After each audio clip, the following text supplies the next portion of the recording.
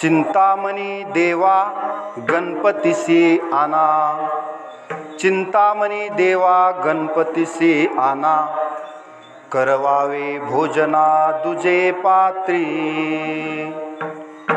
देव म्हणती तुकया एवढी कैसी थोरी, अभिमाना भितरी नागवलो। वाढ वेळ झाला शिळे झाले अन्न, तटस्थ ब्राह्मण बैसले ती। देव म्हणती तुकया एवढी कैसी थोरी, अभिमाना भितरी नागवलो। तुका म्हणे देवा तुमच्या सुकृते, तुका म्हणे देवा तुमच्या सुकृते, आणि न त्वरित मोरयासी। देव म्हणती तुकया एवढी कैसी थोरी, अभिमाना भितरी नागवलो। महायोग पीठे तटे भीमरथ्या, वरम पुंडरीकाय दातुं मुनीन्द्रे। समागत्य तिष्ठन्तमानन्दकन्दं, परब्रह्मलिङ्गं भजे पाण्डुरङ्गम्।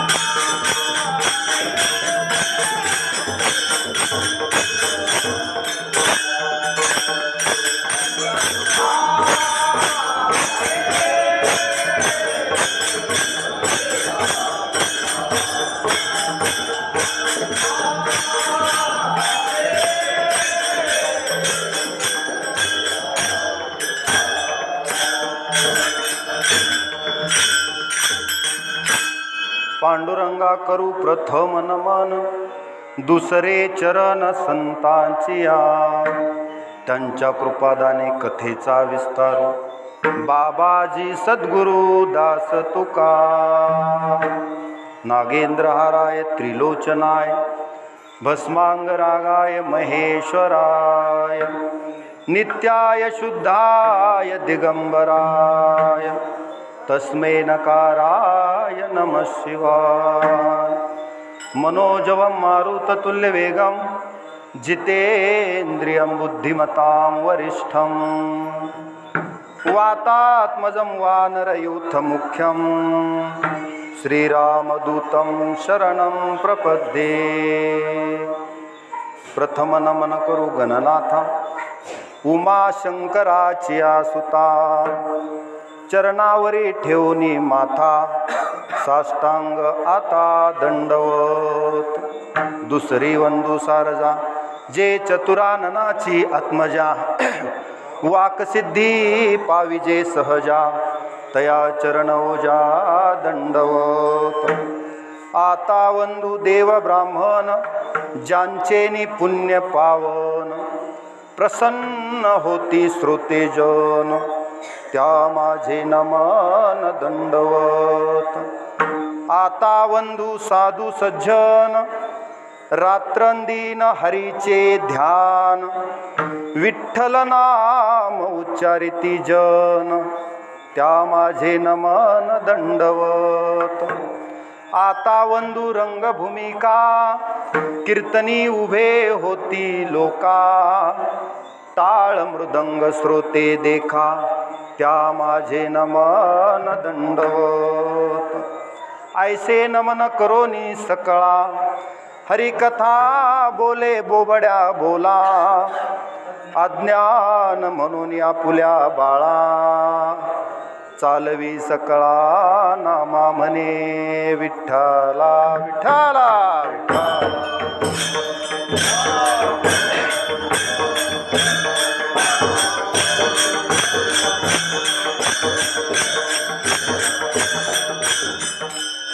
श्री संताची या माथा चरणावरी साष्टांग हे करी दंडवत। विश्रांती पावलो सांभाळा उत्तरी, वाढले अंतरी प्रेम सुख ब्रह्मानंदम परम सुखदम केवलम ज्ञानमूर्तिं द्वंद्वातीतं गगन सदृशं तत्वमस्यादिलक्ष्यम् एकं नित्यं विमलमचलं सर्वधी साक्षीभूतं भावातीतं त्रिगुणरहितं सद्गुरुं तं नमामि। ओम नमो ज्ञानेश्वरा करुणा करा दयाळा, तुमचा अनुग्रह लाधलो पावन झालो चराचरी विठ्ठला विठ्ठला।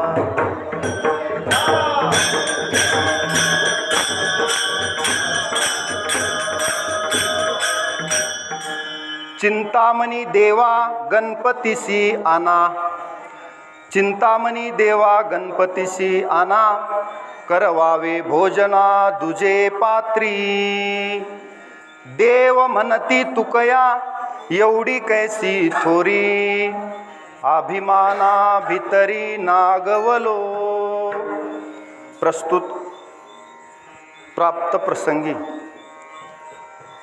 मौजे वागदरा तालुका गंगाखेड जिल्हा परभणी या ठिकाणी राष्ट्रसंत श्री भगवान बाबा गणेश मंडळ यांच्यातर्फे आयोजित केलेली गणपती उत्सवानिमित्त आयोजित केलेली ही कीर्तनरूपी सेवा आणि या सेवेसाठी निवडलेला अभंग जगद्गुरु जगदवंदनीय देहू निवासी वैराग्यमूर्ती संत श्रेष्ठ श्री संत तुकोबाराय यांचा 4 चरणाचा अभंग आहे। आणि या अभंगाद्वारे तुकोबाराय चिंतामणी देव, प्रत्यक्ष गणपती आणि स्वतः तुकोबाराय या तिघामध्ये घडलेला प्रसंग चिंचवडच्या चिंतामणी देवाच्या समोर त्यांच्या साक्षीनं तुकोबारायांनी गणपतीला जेवायला कसं बोलवलं आणि चिंतामणी देवाचा अभिमान कसा गळून पडला याचं सविस्तर वर्णन करणारा हा अभंग आहे। विठ्ठला विठ्ठला।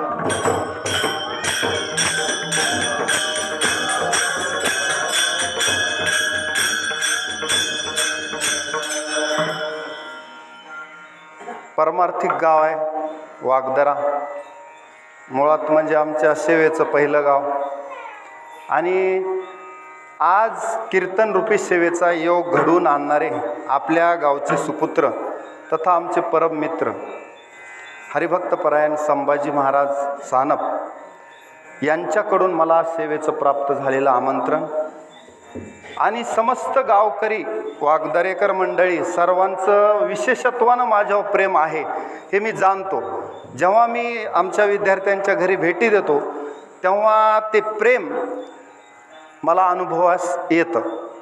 म्हणजे एकंदरीत परमार्थिक गाव, त्यामध्ये जे हरिभक्त आहेत ते भगवंताला सुद्धा तयाचा हरिक वाटे देवाला सुद्धा हर्ष उल्लासित करणारी संतती आणि परमार्थिक जीवनामध्ये जीवनाची धन्यता मानणारे ज्या ठिकाणी साधुसंत आहेत, हरिभक्त आहेत, तो देश, तो काळ, ती भूमी पवित्र असते. धन्य भूमी पुण्य देश. आणि जेथे वैष्णवांचा वास, जिथं वैष्णवांचा वास असतो ती भूमी, तो देश पवित्र, ते कुळ पावन, तो देश. जेथे हरीचे दास जन्म घेती. या न्यायानं आज सेवेचा योग आणि विशेषत्वानं गणेश उत्सव आहे. गणेश उत्सवामध्ये कीर्तनरूपी सेवेसाठी मुद्दाम होऊन गणपतीचं वर्णन करणारा अभंग निवडला आहे. विठाला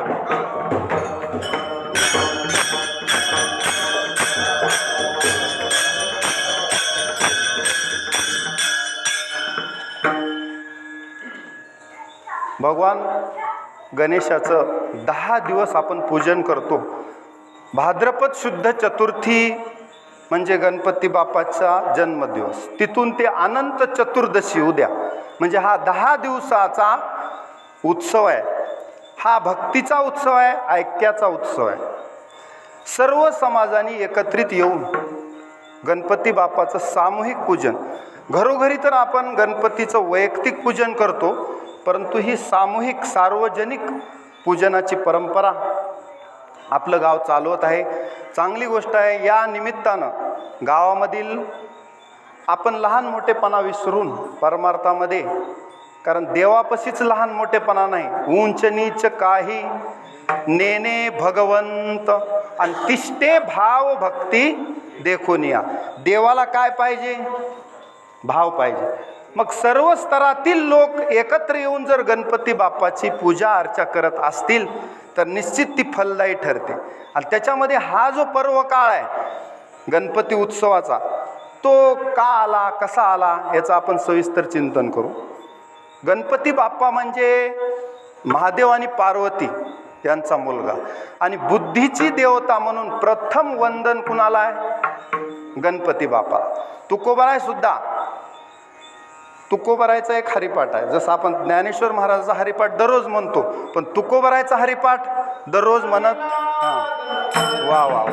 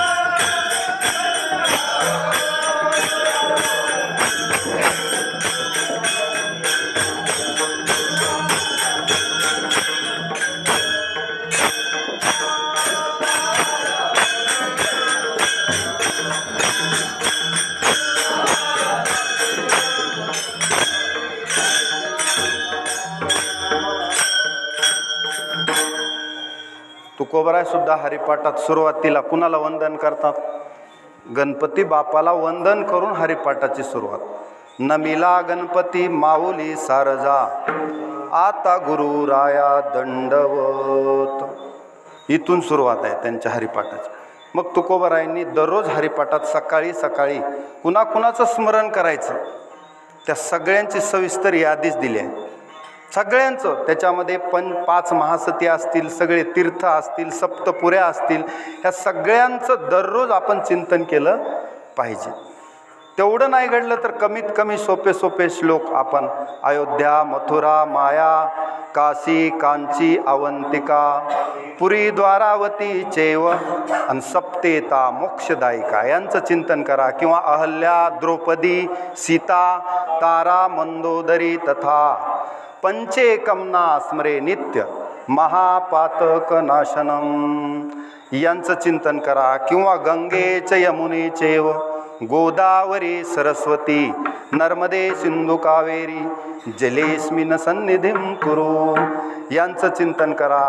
बरेच तुकोबरांनी प्रल्हाद, नारद, पराशर, पुंडरीक, व्यास, अंबरीश, शुक, शौनक, भीष्मदालव्यान, रुक्मांगदार्जुन, वशिष्ठ, विभीषणादीन पुण्यानिमान परम भागवतान स्मरामी ह्याच संस्कृत श्लोकाचं विवेचन सुरुवातीला जवळपास हरिपाठामध्ये तुकोबरायचे आहे. तर पंचरत्न हरिपाठामध्ये आपण नाथांचा, तुकोबरायचा हा हरिपाठ घेतला पाहिजे अधूनमधून, म्हणजे आपल्याला त्याच्यावर चिंतन होईल. तुकोबरायांनी ज्या महापुरुषांची यादी दिली त्यांचं चिंतन जरी केलं तरी आपलं अनंत जन्माचं पाप नष्ट होत असतं. एवढी ताकद त्या महापुरुषाच्या नुसत्या नामस्मरणामध्ये आहे. विठाला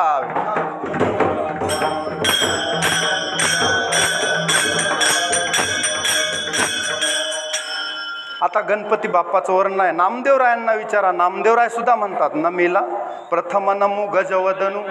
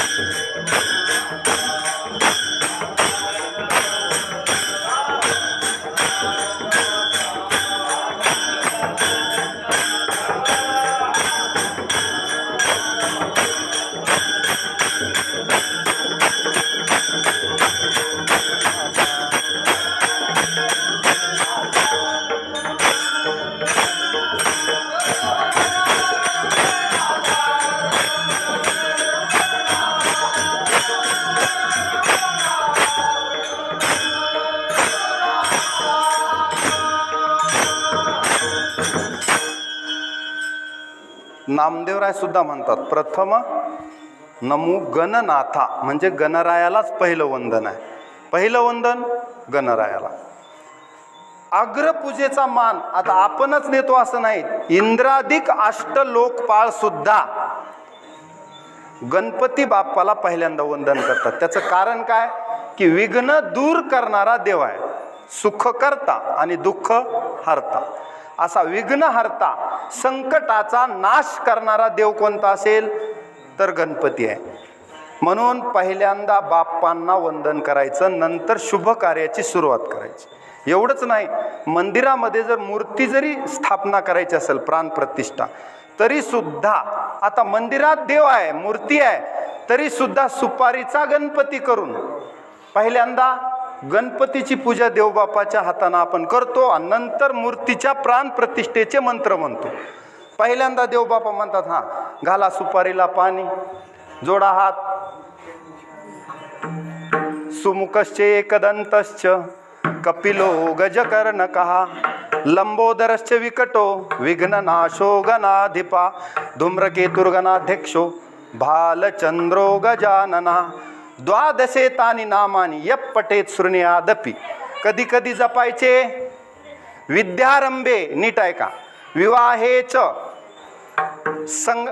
विद्यारंभे विवाहेच प्रवेशे निर्गमे तथा संग्रामे संकटेश्चैव आणि विघ्नस्तस्य न जायते. विठाला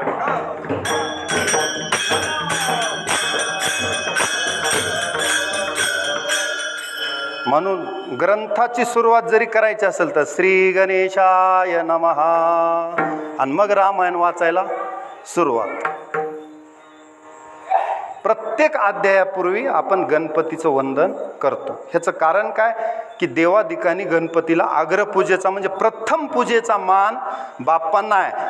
त्याचं कारणही आता तुम्हाला सांगितलं. दुसरं एक उदाहरण सांगतो म्हणजे तुमच्या लक्षात येईल बाप्पांचं महत्त्व काय.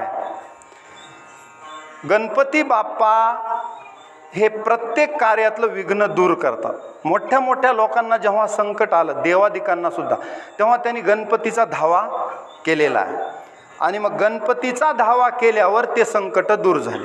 स्वतः गणपतीचे वडील म्हणजे महादेव, त्यांना सुद्धा एकदा त्रिपुरासूर मारायचा होता आणि त्या त्रिपुरासुराला वरदान होते, त्याच्यामुळं तो मरत नव्हता. तेव्हा मग बाप्पांचं अगोदर पूजन केलं आणि मग त्रिपुरासूर मारला. म्हणजे गणपती बाप्पांना प्रथम वंदन करावं लागतं. समुद्रामध्ये प्रद्युम्न रतीसहित गेलेला परत आला, त्याचं कारण श्रीकृष्णानं सुद्धा गणपतीची पूजा केली, संकट दूर झालं.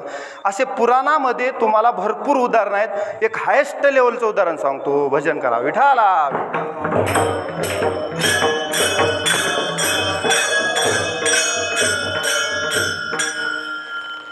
आपल्या भारतामध्ये अनेक ऋषी झालेत, त्याच्यात सप्तर्षी प्रमुख आहेत.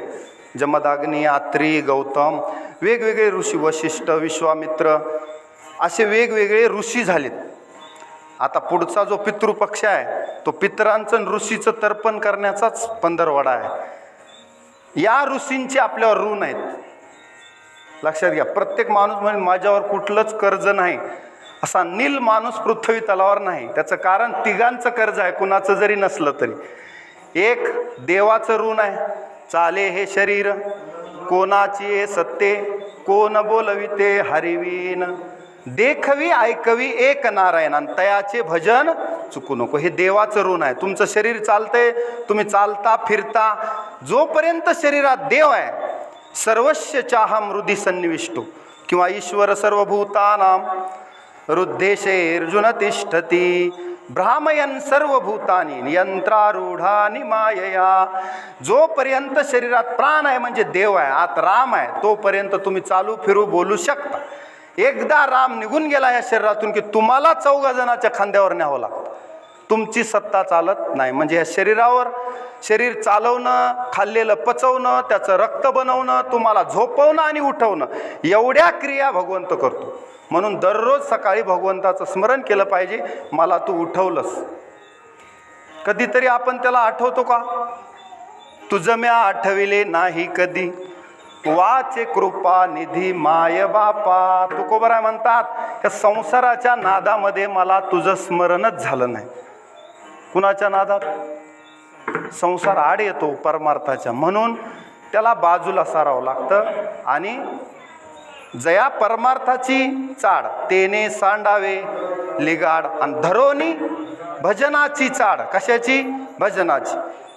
म्हणून नित्य वा नित्य नेम आदरे. म्हणून काय चालू आहे? विषय काय चालू आहे की 3 ऋण आहेत. त्याच्यात देवाचं ऋण थोडक्यात सांगतो, आपला विषय होणार नाही. पुन्हा दुसरं ऋण आहे आई वडिलांचं ऋण, मातृ पितृ ऋण.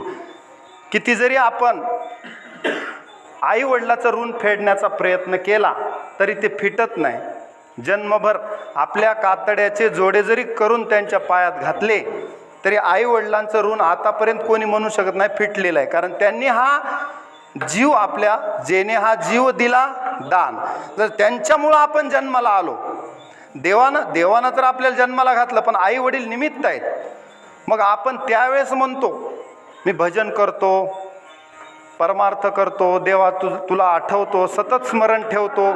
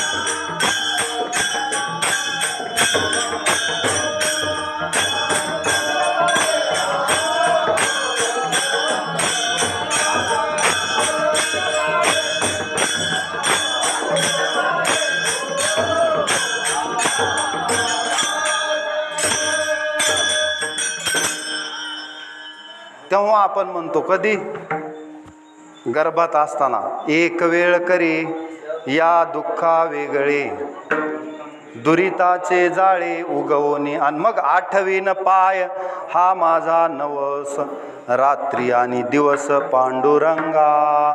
पण पुन्हा बायका लेकराच्या नादामध्ये, अनेक विकारामध्ये असेल, बऱ्याच गोष्टीमध्ये माणूस गुरफटतो आणि देवाचं चिंतन राहत नाही. परमार्थापासून माणूस दूर जातो आणि मग म्हातारपणी अशी अवस्था होती की तेव्हा सगळं कळतं. आता ह्या बाबाच्या वयात गेल्यास कळत नाही का? सगळं कळतं, पण सगळे आपल्याला पाठमोरे झालेले असतात. सगळे मी माझं जे म्हणले ते सगळे दूर गेलेले असतात. तेव्हा फायदा नसतो, आपली सुद्धा स्थिती नीट नसते. अंगम गलितम पलितम मुंडम दशनविहीनम जातम तुंडम वृद्धो याति गृहीत्वा दंडम तदपि न मुंचत्याशा पिंडम भज गोविंदम भज गोविंदम भज गोविंदम मूढमते. अशी स्थिती आपली होते. मग त्याच्यामुळं आतापासून तारुण्यात परमार्थ करायचा, म्हातारपणी होणार नाही. आणि म्हातारपण येईलच कशावरून?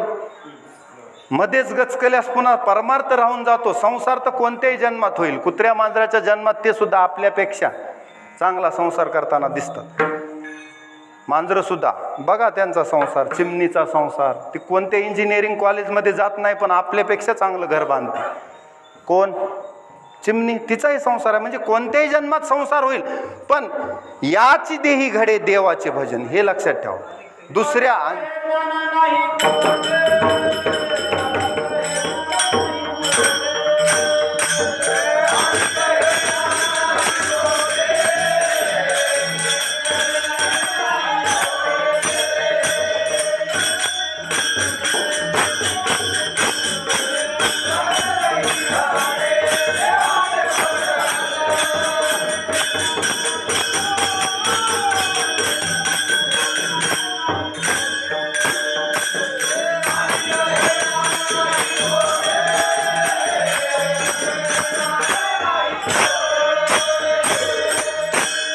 याची देही घडे देवाचे भजन, आणि कहे ज्ञान नाही कोठे.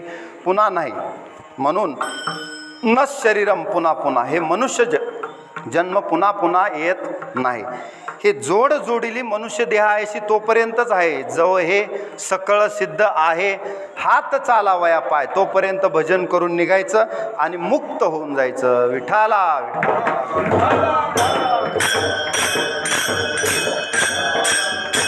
चला पुढे आई वडिलाचं ऋण मोठं आहे, नंतर कधी सांगू. आता ऋषींचं ऋण मोठं आहे. वेगवेगळ्या ऋषींनी आपल्यासाठी आतापर्यंत खूप कष्ट घेतलेत. इतिहासामध्ये जर वाचलं तर त्या ऋषींनी आपल्यासाठी कष्ट घेतलेत. ऋषी म्हणजे संसाराच्या पलीकडे बघणारे, ज्यांना दूरदृष्टी असते, फार पुढचं दिसतं त्यांना. म्हणून आपण म्हणतो ऋषी कसे असतात? द्रष्टा असतात. त्याचबरोबर क्रांतदर्शी असतात. त्यांना फार पुढे समाजात काय होणार आहे ते सुद्धा माहीत असतं. जसं वशिष्ठ आहेत, रामाचे कुलगुरू, त्रिकाल ज्ञानी होते. कोण? वशिष्ठ ऋषी. पुढे काय होणार हे सुद्धा माहीत होतं. वाल्मिकी ऋषी, पुढे काय होणार? बोलीला वाल्मिक तैसेची करीना, वर्तोनी दावीन नामा म्हणे. ह्या ऋषींना पुढचं 1000 वर्षाचं दिसत असतं. म्हणून संतांनी जे कलियुगाचं वर्णन केले, मागे संती जे जे सांगितले होते ते आता अनुभवाला यायला लागले की नाही? कलियुगात काय होणार ह्याचं जे संतांनी तेव्हा वर्णन केले, आता तुम्हाला अनुभवाला येते. आता इथून पुढे कसा काळ येणार त्याचं सुद्धा वर्णन आहे. विठाला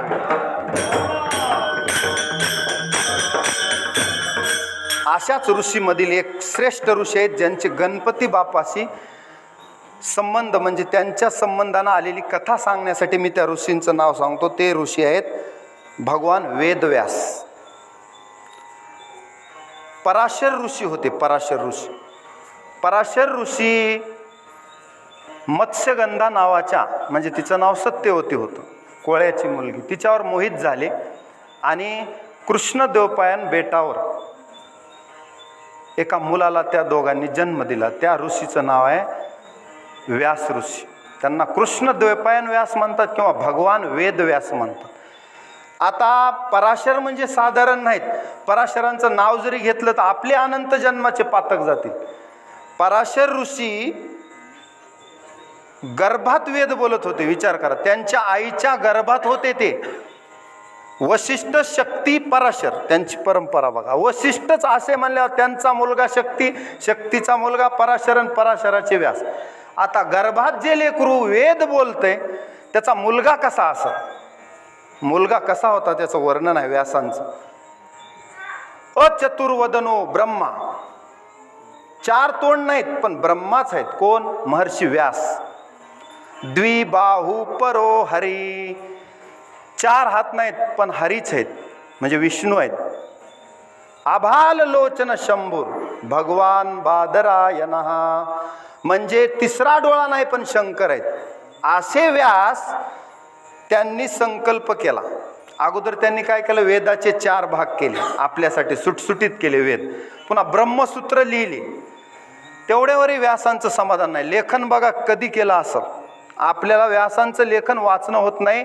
माऊली सुद्धा हात जोडतात व्यासापुढे. ज्ञानेश्वरीत म्हणतात व्यासा इतकं ज्ञान ह्या जगातच नाही.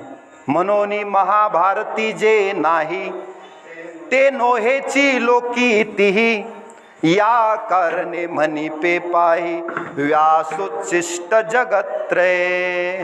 काय म्हणतात माऊली की व्यासोच्चिष्ट जगत्रे, व्यासांचं उष्ट आहे. तिन्ही जगातलं जेवढंही ज्ञान असत एवढं ज्ञान व्यासांकडे होतं. मला हे सांगायचं. असे व्यास जेव्हा ब्रह्मसूत्र लिहून नंतर 18 पुराणं लिहायला बसले. कधी? 18 पुराणं व्यासांनी लिहिली. 18ला 18 पुराणं आपल्याला वाचणं सुद्धा होत नाही. एक भागवत महापुराण आपण वाचतो, बाकीचे आपण कधी पद्मपुराण हे कधी वाचतच नाहीत. आणि ते आपल्या बुद्धीच्याही पलीकडे आहेत. म्हणजे व्यासांची बुद्धी काय असेल बघा. दुसरं सांगतो, व्यासांनी महत्त्वाचा ग्रंथ लिहिला तो म्हणजे महाभारत. कोणता? महाभारत कुणी लिहिलं? महर्षी व्यासांनी लिहिलं. महाभारतामध्ये जेव्हा व्यासांना लेखन करायचं होतं त्यावेळेस व्यास एकांतात बसले आणि विचार केला, आपण 2 कामं एकदाच करू शकत नाही. म्हणजे आपल्याला आठवायचंय आणि लिहायचंय. मग अशा वेळी आपल्याला मदत करायला कोणतरी लेखनिक पाहिजे लिहायला. मी सांगणार, तो लिहिणार. मग कुणाला बोलवावं? ते म्हणले आता एवढं लिहिणारा कोण आहे? बुद्धीची देवता गणपतीचं स्मरण केलं. स्मरण केल्याबरोबर गणपती बाप्पा हजर झाले. व्यासांना म्हणले काय आज्ञा आहे? म्हणले मी महाभारत लिहिणार आहे, मी सांगतो, तुम्ही लिहायचं. आणि मला 1.25 लाख श्लोक लिहायचे. किती? थोडं नाही, लेखन किती आहे? 1-2 कविता लिहिल्या तर ज्ञानपीठ पुरस्कार मिळतो आपल्याला. 1.25 लाख महाभारत लिहायचे. कुणाला? व्यासांना. लेखक बी त्याच तोडीचा पाहिजे, कारण ते ज्ञान हजारो वर्षापर्यंत लोकांना मार्गदर्शन करणार आहे. ते आजचा जी आला उद्या बदलला असला कुटाणा नाही त्याच्यात. एकदा लिहिले ते परमनंट. व्यासाच्या तोंडून शब्द निघाला म्हणजे तो खराच ठरणार, खोटा नाही. एकदा देव कधी अर्धसत्य सत्य असत्य बोलू शकतील त्याच्या कामासाठी, पण ऋषीच्या मुखातून निघालेला शब्द खोटा होत नाही. संतांच्या मुखातून शब्द निघाला ते निघाला, परमनंट असतो, तो बदल नाही त्याच्यात. हजारो वर्षे झाले व्यासांच्या वाणीला, आज सुद्धा तेवढीच प्रसादिक आहे. विठ्ठला.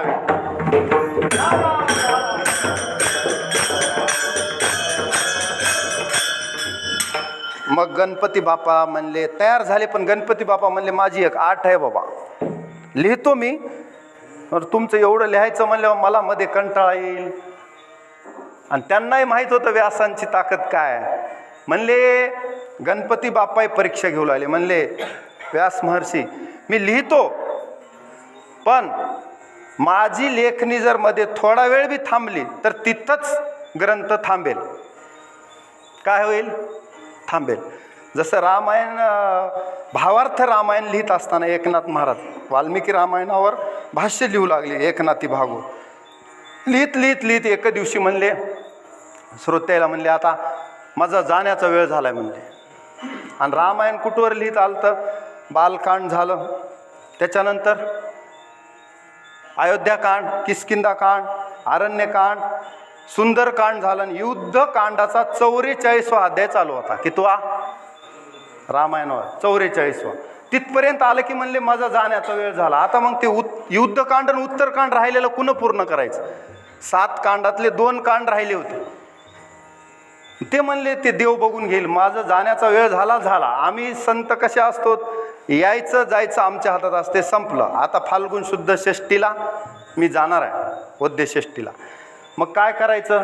म्हणले काय नाही, उरलेलं रामायण हे आमचा गावबा लिहिल म्हणली. कोण लिहिल? गावबा कोण होता? पक्का खावबा होता. दररोज पुरणपोळ्या खाऊन नाथाच्या इथं सेवा करायचा. काय तो काय लय हुशार होता का? नाही. पण कृपा कटाक्ष न्याहाळिले, आपुले पदी बैसविले. जवळ घेतलं लावणीया हात, कुरवाळीला माथा, आणि सांगितले चिंता न करावी.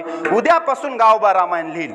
आणि तुम्ही आताही बघा 44व्या अध्यायापासून युद्धकांडातल्या पुढचं रामायण गावबाचं आहे. पण तुम्हाला फरक कळणार नाही की नाथांची ओवी आहे का गावबाची आहे. इतकं एकरूप होऊन लिहिले. कदाचित एक काकण नाथाच्या पुढे लिहिलं गावबानं, म्हणजे हा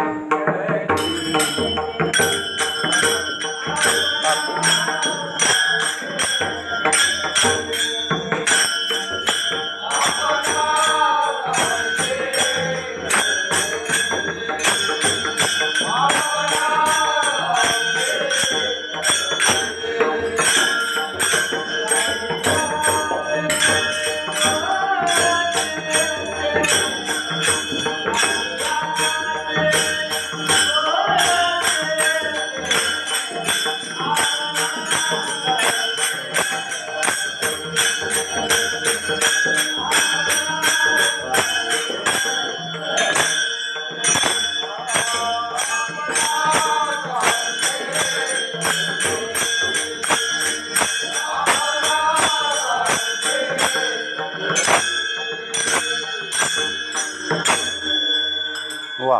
संत कसे असतात? काय म्हणले?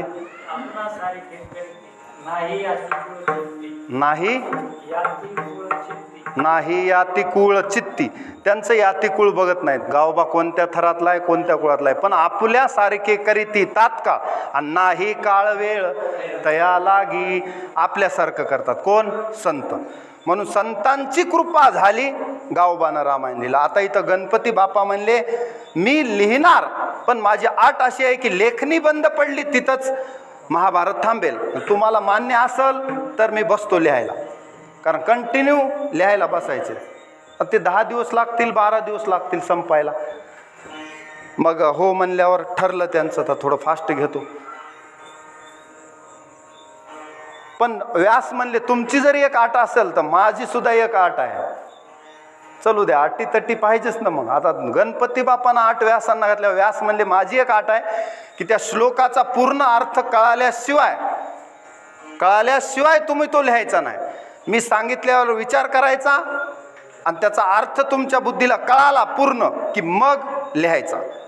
जोवर अर्थ कळत नाही तोपर्यंत लेखन करायचं.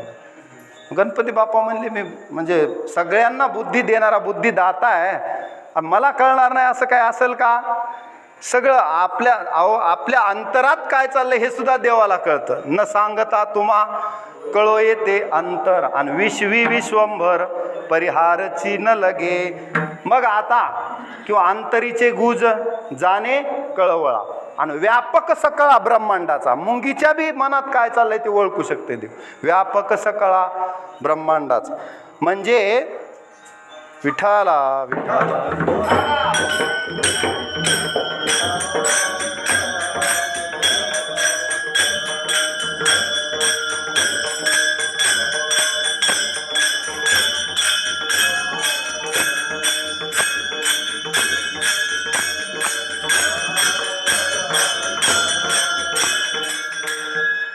मग दोघांच्या अटी तटी मान्य झाल्यावर करार झाला दोघांमध्ये.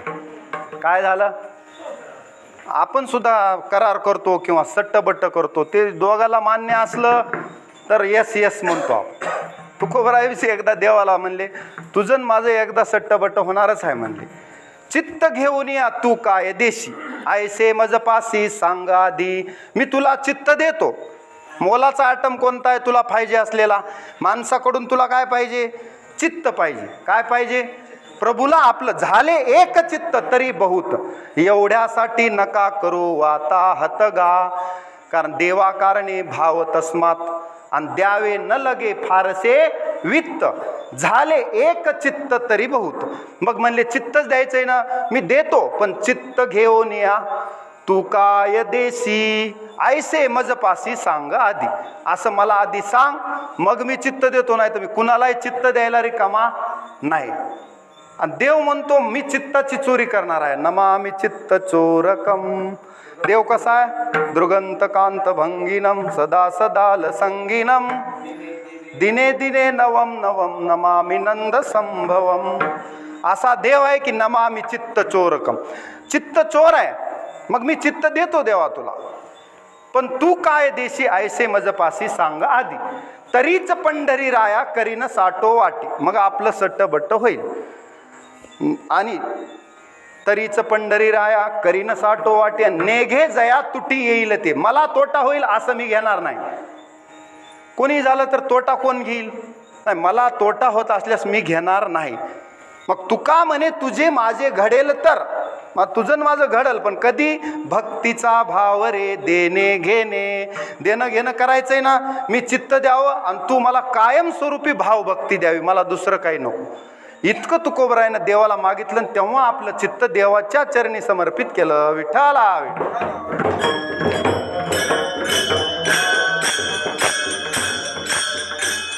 मग दोघांच्या अटीतटी झाल्या मान्य. इथं सुद्धा लिहायला बसले व्यास.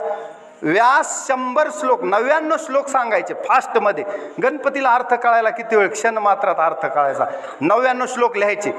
आता व्यासांना वाटायचं पुढचे 100 श्लोक तयार करायला आपल्याला 2 मिनिट तरी लागतील, 5 मिनिट तरी लागतील. तेवढा वेळ गणपती बापाला गुंतवून ठेवायचं. मग काय करावं लागेल गुंतवून ठेवण्यासाठी? जसं लेकरू जर रडू लागलं तर आई काय करते? त्याच्या पुढे खेळणं टाक, एखादा खुळखुळा टाक, त्याला ते भुलतं आणि खेळत बसतं. म्हणजे आईला स्वयंपाक करायला वेळ मिळतो. तसं व्यासांनी काय केलं? 100वा श्लोक कूट श्लोक टाकला. कसला श्लोक? कूट म्हणजे ज्याचा अर्थच लवकर लागू नये. जसं नाथांच्या भारुडाचा अर्थ चांगल्या चांगल्या महाराजांना घाम फुटतो, तर अर्थच लागत नाही. तुम्ही बघा नाथांचे भारुड, नाथांचा गाथा वाचा एकदा, म्हणजे लक्षात येईल की किती कूट अभंग आहेत नाथांचे. त्याच्यामध्ये अध्यात्म भरलेला आहे. त्याचा अर्थ लावता लावता आतापर्यंत फक्त जास्तीत जास्त शंकर महाराज खंदारकर यांनी बऱ्यापैकी अर्थ लावलेला आहे, तरी ते म्हणत नाहीत पूर्ण अर्थ झाला माझा म्हणून. मग आपण जेव्हा बी वाचतो, मामासाहेब दांडेकर वाचा, शंकर महाराज खंदारकर वाचा, त्यांचा सुद्धा अर्थ ते सुद्धा परिपूर्ण आहे म्हणत नाहीत, आणखी अर्थ निघू शकतो म्हणतात. मग ह्या अर्थी आपण काय आलो म्हणजे इतका गहन अर्थ त्याच्यात आहे. मग एक कूट श्लोक टाकला की गणपती बाप्पाला 10 मिनिट विचार करावा लागायचा. तोपर्यंत व्यास पुढचे 100 श्लोक रचायचे. पुन्हा एक कूट श्लोक, पुन्हा पुढचे 100. असं करीत करीत गणपती बाप्पाच्या मदतीनं मला हे सांगायचं की व्यासांनी महाभारत पूर्ण केलं. म्हणून दररोज गणपती बाप्पाला आपण 10 दिवस मनोभावे जर वंदन केलं तर आपल्यामध्ये सुद्धा बुद्धीमध्ये वाढ होते, रिद्धी सिद्धी प्राप्त होतात, मनोकामना पूर्ण होतात. म्हणून गणपतीची उपासना जो करतो त्या संप्रदायाला गाणपत्य संप्रदाय म्हणतात. आता बरेच जण म्हणले तुम्ही वारकरी संप्रदायाचे पांडुरंगाचं भजन सोडून आता गणपतीचं कधीपासून चालू केलं? पण गाणपत्य संप्रदाय म्हणजे असा नाही, आपल्यातलाच एक भाग आहे. गणपती सुद्धा जसं आपण काय करतो, पूजा करत असताना 5 देव मुख्यत्वे आपण पूजतो, असा प्रत्येक उपासकामध्ये भेद निर्माण झाला. मग तो भेद मिटवण्यासाठी काय करावं लागलं आपल्याला? 5 प्रमुख देवाची उपासना सांगितली आपल्या ऋषींनी. त्याच्यामध्ये सूर्य, अंबा, गणपती, महादेव आणि विष्णू, हे 5 देवांची पूजा सांगितली. याच्यापैकी कोणतीही केली तरी ती देवापर्यंत जाते. विठ्ठला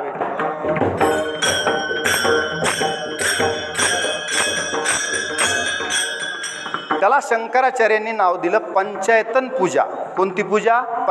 पंचायतन पूजा. म्हणून महादेवाचं भजन केलं म्हणजे तो वैष्णव नाही असं नाही, हरिहरा नाही भेद. तसं गणपतीचं भजन केलं म्हणजे पांडुरंगापासून तो वेगळा नाही. किंवा देवीची पूजा केली म्हणजे ती भगवत शक्ती नाही का? आहे.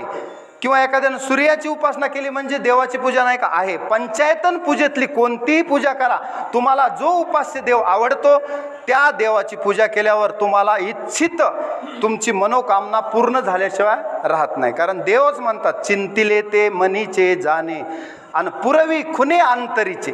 पाहिजे ते देवाजवळ काय नाही? समर्थाचे घरी सकळ संपदा, नाही तुटी कदा कासयाची. काय पाहिजे तुम्हाला? हा, मुक्ती पाहिजे का? भुक्ती मुक्ती फुकाच साठी, कोणी तयाकडे न पाहे रे. काय पाहिजे? ऐश्वर्य पाहिजे का? भल्या भल्यांना ऐश्वर्य दिलं देवानं. काय पाहिजे? बुद्धी पाहिजे का? भल्या भल्यांना बुद्धी दिली, ज्ञान दिलं, वैराग्य दिलं. एका एका साधूला काय काय देवानं दिलं हे आपल्याला सांगता येणार नाही. बरं, एखादा वैरी जरी असला, कैवल्य आयुष्य पवित्र, ते वैरी आहे दे, वैरियाला सुद्धा देवानं दिलं. अजूनही वैरियाच्या ही कलेवरा न विसंबसी म्हणले माऊली. वैरी जरी असला त्याला सुद्धा कैवल्य दिलं. विष पाजायला आलेली पुतना काय चांगली आली होती का? चांगल्या भावनेनं. पण माऊली म्हणतात, तुआ सनकाधिकाचे नि माने, तुआ सनकाधिकाचे नि माने, सायुज्य सौरसू पुतने, जे विषाचे नि स्तन पाने मारू आली.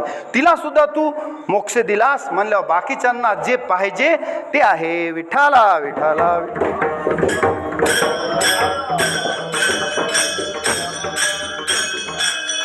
मग गणपती बाप्पाचं वर्णन चालू आहे. मग व्यासांनी महाभारत हा ग्रंथ गणपती बाप्पाच्या मदतीनं पूर्ण केला. अनेक राक्षसांना सुद्धा गणपती बाप्पांनी मारलेला आहे, वध केलेला आहे. सिंदुरासुराचा वध केला.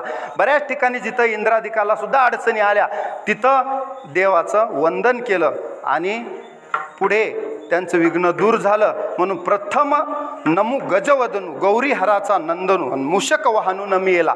असा देव आहे की 14 विद्या तुझ्या कृपेने येतील. देवाची जर कृपा झाली गणपती बाप्पाची, माणसाला ज्ञान मिळायला काय? 14 विद्या 64 कलांचा अधिपती आहे तो, रिद्धी सिद्धीचा दाता आहे. पण आपल्याला काय घ्यायचंय हे त्याच्याकडे सगळंच आहे. पण आपलं पात्र चांगलं असलं पाहिजे. कसं आहे, वाघिणीचं जरी दूध आणलं आपल्या पुढे तर स्टीलचं जर पातेलं घेऊन गेला तर ते फुटून जातं. त्याला सुवर्णाचं भांडं पाहिजे. कशाचं? सुवर्णाच्या भांड्यातच वाघिणीचं दूध टिकतंय. म्हणजे आपल्याला ब्रह्मज्ञान पचवायला अगोदर प्रिपरेशन करावं लागतंय. म्हणजे आपलं पात्र शुद्ध करून ठेवावं लागतंय. मग आपल्या डोक्यात ब्रह्मज्ञान घुसतं. आपलं डोकंच ठिकाण्यावर नसल्यावर किती जरी मध्ये ब्रह्मज्ञान कोंबलं तर राहत नाही. त्याचं कारण सुवर्णाचे भांडे, दुधाचे आधन आणि कुसुंबा घालून नाश केला. आपण काय केलं? सुवर्णाचं भांड आहे, त्याच्यात दूधही चांगला आहे, पण कुसुंबा घालून नाश केला. तोडोनी चंदन कर्दळीचे बन, तोडोनी चंदन तोडलं, कर्दळीचं बन तोडलं, बाभुळा रक्षण बैसविले, बाबळाला रक्षण बसविलं. हे आपण करतो उलट सुलट. म्हणून ज्ञानदेव म्हणे ऐसे न करावे आणि शरण जावे सद्गुरुशी. मग देवाकडे जाऊन हे ज्ञान करून घ्या. मग आपल्या पात्रात सुद्धा मग येऊनी गोपाळ राहे तेथे. अशा प्रकारे गणपतीची 10 दिवस आपण उपासना करत आहात, पण समजून उमजून करा. विठाला विठाला.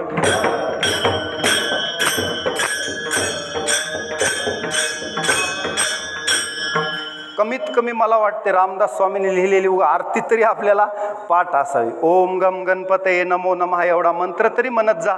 कमीत कमी आपलं मुख हे मुख राहावं, थोबाड होऊ नये, एवढी तरी काळजी घ्या. कमीत कमी सुख करता दुःख हरता एवढी आरती तरी पाठ करा. गणपती बाप्पाचे राहिले तुम्हाला 12 नावं येत नसतील, 12 नावं येत नसतील किंवा संस्कृत येत नसेल, काय नाही तयाविन भुकेला विठ्ठलन येईल तैसा बोल रामकृष्ण. काही गरज नाही देवाला, नाही मला स्वरच नाही, मला हेच येत नाही, काही नाही. भाव धरून तुम्ही वाचा, ज्ञानेश्वरी वाचा, देवाचं नाव घ्या, तुम्हाला कृपा करी हरी तयावरी. हे महत्वाचे ह्याच्यातले अध्यात्मातले सिद्धांत लक्षात घ्या. फापट पसारा डोक्यात घेऊन जाऊ नका. कीर्तन हे कशाचं माध्यम आहे? आपल्याला मोक्ष प्राप्त करून देणार आहे. या गादीवर उभा राहिल्यास काही मर्यादा घालून दिल्यात कोणी? नाथ महाराजांनी. सगुण चरित्रे परम पवित्रे सादर वर्णावी. काय वर्णावी? सादर वर्णावी. संत संगे अंतरंगे नाम बोलावे. पुन्हा काय करायचं? भक्ती ज्ञाना विरहित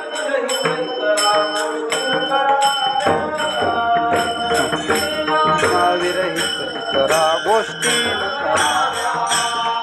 प्रेम बरे युक्ती विवराव्या.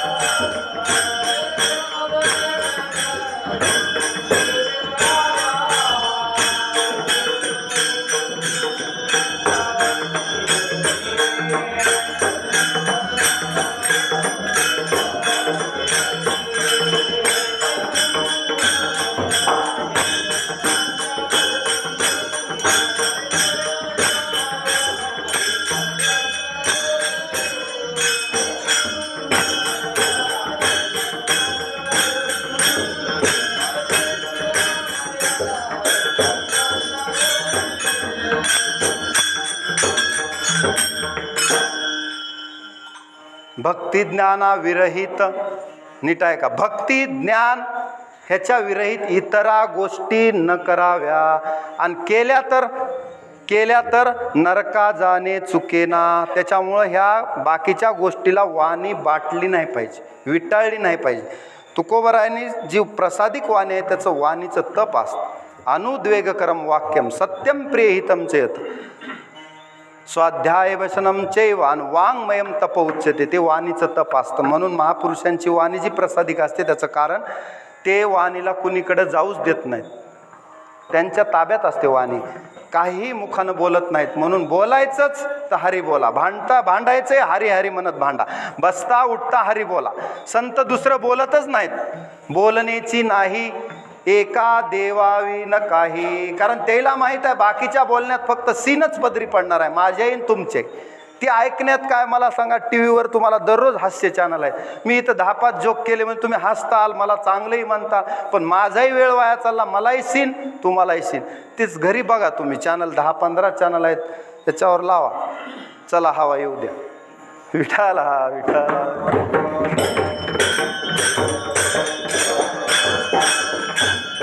मर्यादा ऐसी कीर्तन मर्यादा आहे संतांच्या घरची. म्हणून हे केलं पाहिजे. पुढे आपला विषय आहे कथा. आपल्या अभंगातली आणखी बाकी आहे. म्हणून आता कथेकडे जाऊ म्हणजे तुमच्या लक्षात येईल. तुकोबरायचा बोलबाला सगळीकडे झाला की तुकोबराय एक देहूचे सुप्रसिद्ध साधू आहेत आणि देव त्यांच्याबरोबर जेवतो. देव त्यांच्या संगासनी शयनी आणि घडे भोजनी गमनी. त्यांच्यासोबतच देव राहतो 24 तास संतांच्या. आणि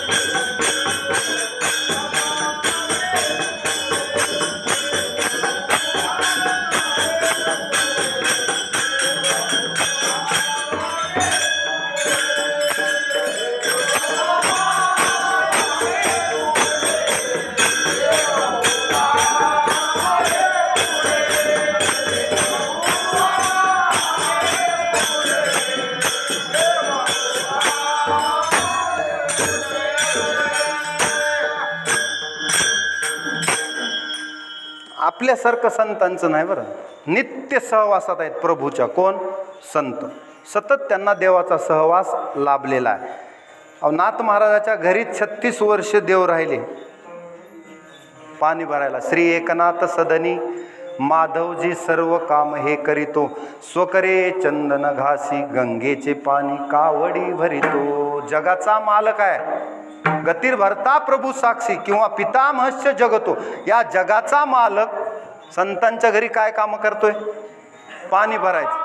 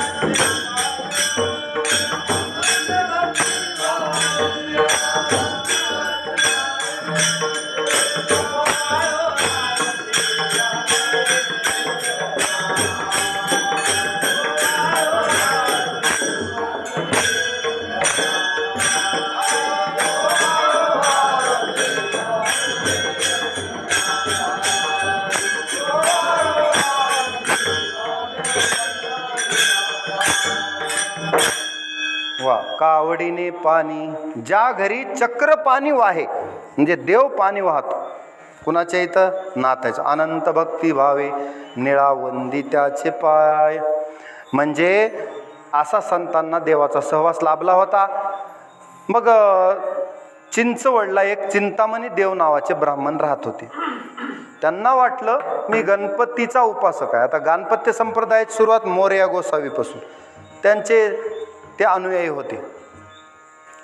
आता चिंतामणी देव गणपतीची उपासना करायची.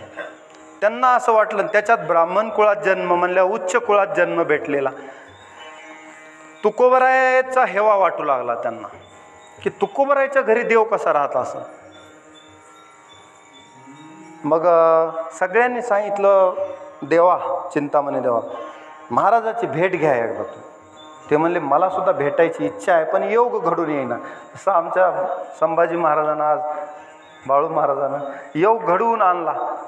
कसं असते, आता मलाही वाटते आपलं गाव आहे भेटावं, पण कोणत्या तरी निमित्तानं भेट होत असतो.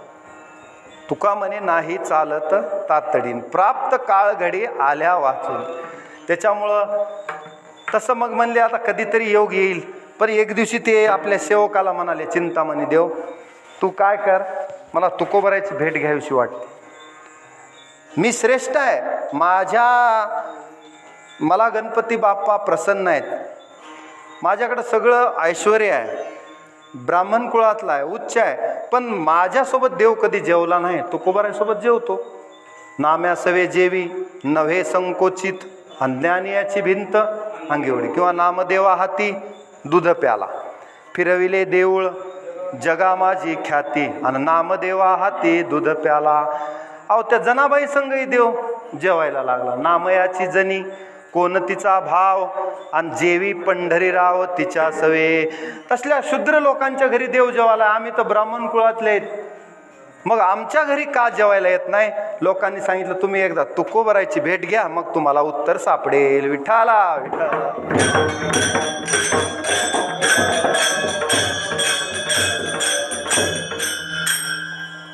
देवाच्या मनात आहे ना कुणाच्या इथं जेवायचं. विदुराच्या कन्या खाल्ल्या देवानं, पण दुर्योधनाचे पक्वान्न खाल्ले नाहीत.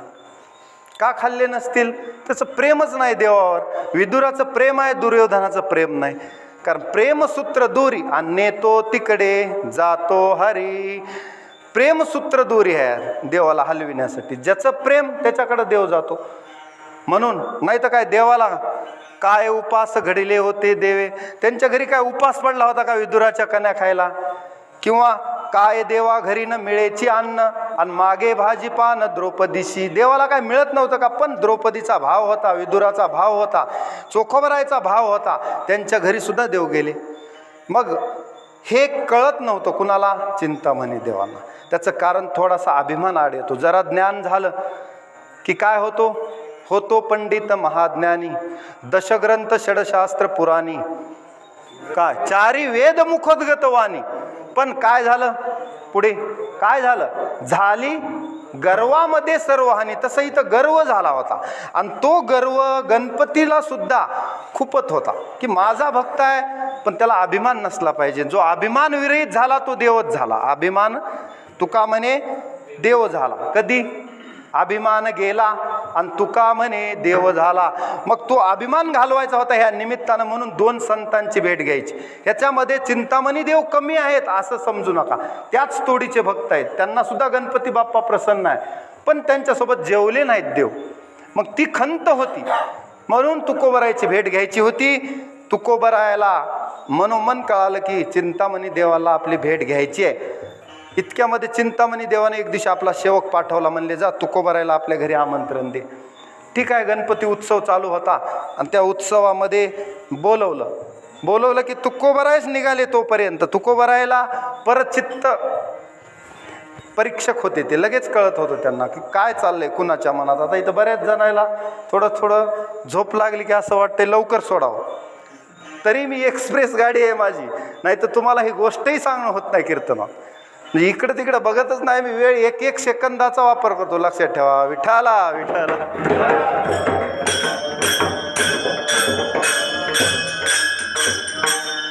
मग सेवक वाटेमध्ये आला, तोपर्यंत तुकोबराय पोचले. म्हणले भेट झाली, गेले. चिंतामणी देव गणपतीची पूजा करत बसले होते. पूजा करत करतच मानस पूजा, पूर्ण पूजा झाली. आधी षोडशोपचारे पूजा, धूप दीप चंदन. नंतर मानस पूजा एक असते. मानस पूजा म्हणजे गणपतीचे सगळे गुण आठवायचे. आपण सुद्धा आता ही मूर्ती आहे ना, ही शास्त्रोक्त असली पाहिजे. तस्मात् शास्त्रम प्रमाणम ते कार्य व्यवस्थित हो, अज्ञात्वा शास्त्रविधानोक्तम कर्म कर्तुमिहार्हसि. तस्मात् शास्त्रम प्रमाणम ते, कोणत्याही गोष्टीला शास्त्र आहे. मूर्तीला सुद्धा कशीही मूर्ती बनवायची नाही, एक दाट तुटलेलाच पाहिजे, एक पूर्णच पाहिजे. तो पूर्ण आहे, तो कसा आहे, श्रद्धेचा दात आहे. बुद्धी कमी असेल, तुटलेली तरी चालेल. ते युद्धामध्ये झालेले आहेत. गणपती बाप्पाचा एक दात तुटला, पण त्याचा सांकेतिक अर्थ, गणपती बाप्पाचे डोळे छोटेच असले पाहिजे, कारण दूरदृष्टी पाहिजे. हत्तीचंच मस्तक आहे गणपती बाप्पाला. त्याचं कारण, पूर्वीच्या काळात जर एखादा राजा मेला तर इलेक्शन नव्हते आजच्या सारख्या. त्या हत्तीनीच्या गळ्यात एक माळ दिली जायची, ती माळ हत्तीन ज्याच्या गळ्यात टाकील तो राजा व्हायचा. म्हणजे त्या हत्तीला भविष्याचं ज्ञान होतं, म्हणून हत्तीचं मस्तक. पुन्हा हत्ती उदार आहे, सोंडेनं पाणी अगोदर चौकडं देतो सगळ्या किड्या मुंग्यांना, मग स्वतः पितो. म्हणजे मी समर्थ आहे तर बाकीच्यांनाही जगवीन, सगळ्यांना. असं हत्तीचं हे आहे, ज्ञान आहे भविष्याचं. त्याच्यानंतर गणपती बाप्पाच्या 4 हातामध्ये 4 आयुध आहे. पास आहे, अंकुश आहे. विकारावर आपला अंकुश असला पाहिजे. काम, क्रोध, मद, मत्सर, लोभ हे सगळे काढून टाकायचेत आपल्याला, त्याच्यावर अंकुश ठेवायचा. म्हणजे ह्या मूर्तीकडे बघत बघत मला काय सांगायचे की मानस पूजा कशी करायची, त्या मूर्तीतले गुण आपल्यात उतरण्याचा प्रयत्न करायचा. प्रत्येक गोष्टीत गणपती बाप्पाचे पाय लहान, कशामुळं लहान, की प्रत्येक पाऊल विचार करून टाकायचा. परमार्थ करतोय ना मी, माझी कुठं चूक होते का, संप्रदायाला गालबोट लागते का, संत जसे बोलतात तसं मी बोलतो का वेगळंच काहीतरी कीर्तनात सांगतो, हे सगळं तपासायचं. पाहोनी हा ग्रंथ करावे कीर्तन, आणि तेव्हा आले जाण फळ त्याचे, तरच त्याचं फळ भेटतं. म्हणून पाऊल विचारपूर्वक टाकायचं संप्रदायात, माझ्यामुळं संप्रदायाला गालबोट लागू नये. दुसरं, प्रत्येक पाऊल आपला विचार करून टाकल्यामुळं काय होतं, माणूस नित्य नवा दिस जागृतीचा. तुकोबराय म्हणले अलर्ट राहिलं पाहिजे सतत. काय राहिलं पाहिजे, अलर्ट म्हणजे नित्य नवा दिस जागृतीचा. दररोज आपण अलर्ट राहिलं पाहिजे, नित्य नवा दिस जागृत राहिलं पाहिजे, सावध राहिलं पाहिजे की कोण मला कधी कशामध्ये अडकून टाकेल सांगता येत नाही. म्हणून देवसुद्धा म्हणतात सावध राहा, सावध राहिलं पाहिजे. दैवी गुण माझ्यात कसे येतील, अभयम सत्व संशुद्धीर 16व्या अध्यायातले, त्याचा प्रयत्न करा.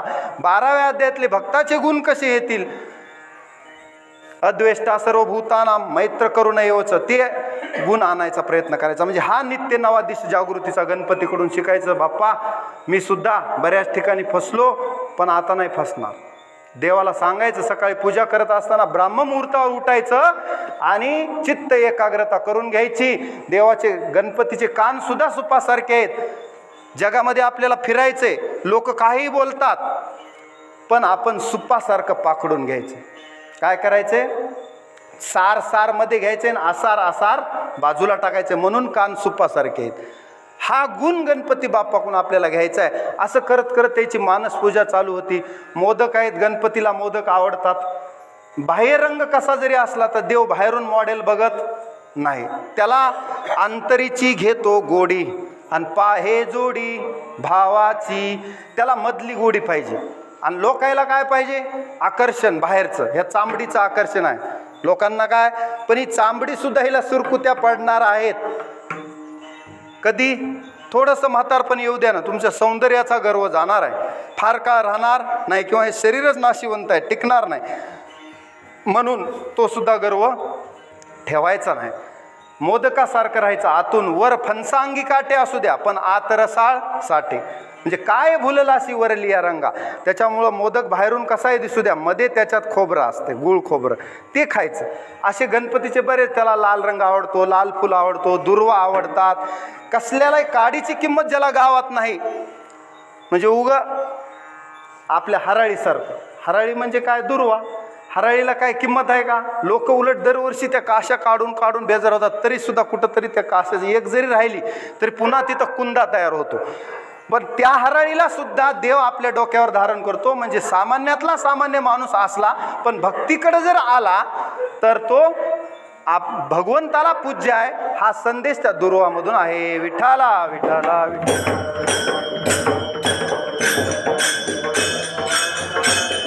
अशी मानस पूजा करत करत करत आठवत होते. तितक्यामध्ये त्यांना मध्येच आपलं चित्त कसं आहे माहिती आहे का? मन चंचल आहे. मध्येच त्याला ध्यान आलं, आपल्या बागेमध्ये पाना फुलाचा सडा पडलाय. आपला माळी 2 रोज झालं रजेवर आहे. आता आल्यास त्याला चांगला दम देतो. म्हणजे त्यानं बरोबर व्यवस्था ठेवली नाही ना. पगार घेतोय पण काम करीत नाही. आल्यावर दम देतो असं त्याच्या मनात मध्येच येऊन गेलं. पूजा चालू आहे, मानस पूजा, पण मधीच आपलं चित्त दुसरीकडे चरून येते. कधी कधी आपलंही होते, त्यांचंच होतंय असं नाही. मधीच आपलं सुद्धा चित्त कसं आहे, चहा झाला का, बशी वाजली का, काहीतरी झालं का, मग आपण आपला हरिपाठ घालीन लोटांगण, लगेच आपलं लक्ष कुठं असतं? मग चहा कडतरी, खिचडी कडतरी. म्हणजे आपण बी फिरून येतो. तुकोबराय आपले चिंतामणी देव फिरून आले. तितक्यात तुकोबराय आले. या या या बसा. कधी आलात? ते म्हणले तुम्ही ज्या वेळेस माळ्याकडे गेलतात बागेमध्ये त्यावेळेसच मी आलो म्हणले. बसा म्हणले. आता बसा. बसले. त्यांची पूजा केली. आता कसं आहे, पूजा चालू असली संत आले तर देव सारावे परत आणि संत पूजावे आरते, एवढं ज्ञान त्यांना होतं. देवबाप्पा होते. देवबाप्पा काही कमी हुशार नव्हते. वेदांचे ज्ञाते आहेत, मंत्रविद्येचे माहेर आहेत. ब्राह्मण म्हणजे साधारण नसतात. म्हणून ब्राह्मणाला कधी पूज्यताच द्यायची. त्याचं कारण काय आहे की माझा स्वामी तुझी वागवितो लात आणि मी तो काय पती तहिनयाती. अहो देवच त्या ब्राह्मणांची लात वागवतो. विठ्ठलाच्या छातीवर श्री वत्सलांचन म्हणून भृगु ऋषीची लात आहे. कुणाची? भृगु ऋषी. म्हणजे भृगु हे ब्राह्मण होते. विष्णूच्या छातीवर लात घातली तरी देव त्यांचे पाय दाबतो. आणि तुमच्या पायाला इजा झाली असेल, पाय दुखत असतील म्हणून पाय चेपून देतो म्हणले, आणि ती लात देव सांभाळतो. म्हणून माऊली सुद्धा म्हणतात, आजुनी पाऊलाची मुद्रा मी हृदयी वाहे गा सुभद्रा, जे आपुलिया दैव समुद्रा जतने लागी. किंवा हृदयी श्रीवत्सलांचन मिरवी भक्ताचे भूषण, सत्यभामादान करी उजुर नाही अंगीकारी. त्याच्यामध्ये हा बघा, श्रीवत्सलांचन, हृदयी श्रीवत्सलांचन, मिरवी भक्ताचे भूषण. म्हणून तुका म्हणे देवा तुका म्हणे तुम्ही देवाद्विज वंद्य, मी तो काय निंदे ही नयाती. अहो तुम्ही देवांनाच प्रिय आहेत. ब्राह्मण सगळे देवाला प्रिय आहेत. ते पृथ्वी तलावरले देव आहेत. हे सगळं वर्णन करून झाल्यावर मग म्हणले आता जेवायला बसा. आता महत्वाचा मुद्दा, 11 वाजलेत. जेवणाचं ताट म्हणले बसा. आता सगळ्याला आसनं टाकले. तुकोबाराय आले. चिंतामणी देवाला एक आसन टाकलं. म्हणले जेवूया आता. दुसरे ब्राह्मण बोलवले. सगळे ब्राह्मण बोलवले आणि सगळ्यांना बोलवलं. आता भोजन तयार होतं. मग तुकोबाराय म्हणले थांबा म्हणले. एक जण यायचं राहिले. काय? आपण सगळे बसलो. ब्राह्मण जेवाय बसले, चिंतामणी देव बसले, मी बसलो, पण देव यायचा राहिला. म्हणजे गणपती बाप्पा जेवायला आल्याशिवाय मी जेवणार नाही म्हणले. मग बघितलं चिंतामणी देवाकडं आणि म्हणू लागले चिंतामणी देवाला,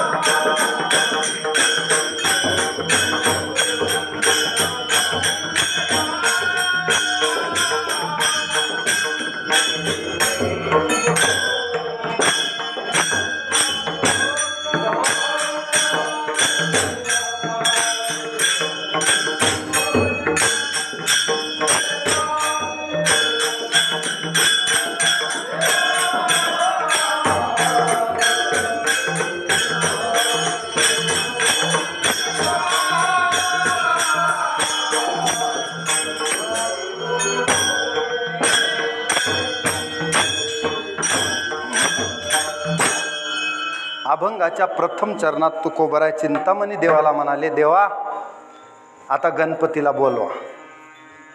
आणि तेच गणपती बाप्पासुद्धा आपल्यासोबत भोजनाला आले पाहिजे, त्यांना सोडून मी जेवणार नाही.